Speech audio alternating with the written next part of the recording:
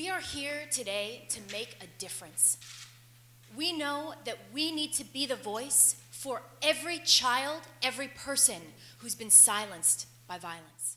Good evening. We begin tonight with a Channel 7 exclusive. For the first time, the 17-year-old girl who was kidnapped from the Woodfield Mall in Schaumburg is going public with her story. I remember so vividly. I put my key in the lock of the car.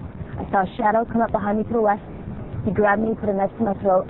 His car was parked not even 5 feet from mine, and he threw me in his car, took my hands, bound my hands behind my back, and he put Band-Aids and sunglasses over my face, and it happened so fast. I partnered with the family of the girl that he had killed, other of his previous victims. We felt helpless, but we knew we needed to do something. And so we started this petition drive, stating the need for tougher laws for repeat sex offenders, and people that I didn't even know were standing outside of grocery stores getting signatures. And it was so inspiring for me to be able to funnel all of my anger into activism.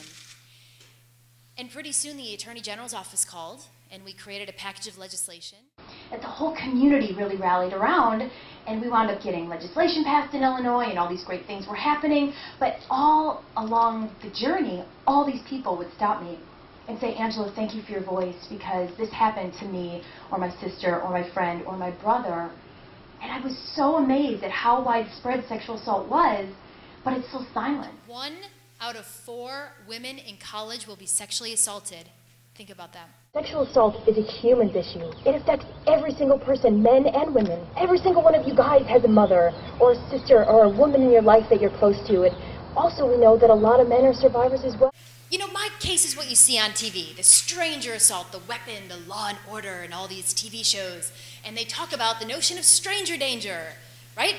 So what % of sex crimes do you think are committed by a stranger? What do you think? Overwhelmingly, it's somebody that we know and trust. And when it's somebody, either, a family member or a date or acquaintance that perpetrates these crimes, it's even more under the radar. From this tragic story emerged one of the nation's most passionate and impactful advocates for the prevention of sexual violence. Angela has lobbied for vital laws for victims and promoted the importance of education on the issues surrounding sexual violence. She is founder and executive director of the multinational nonprofit organization PAVE. PAVE's initiatives have been implemented in over 50 cities and 3 countries. Through PAVE, Angela has trained students in sexual assault prevention, produced a documentary entitled Transition to Survivor, and founded Men Opposing Sexual Assault, a student group that highlights the importance of men in the anti-sexual assault movement.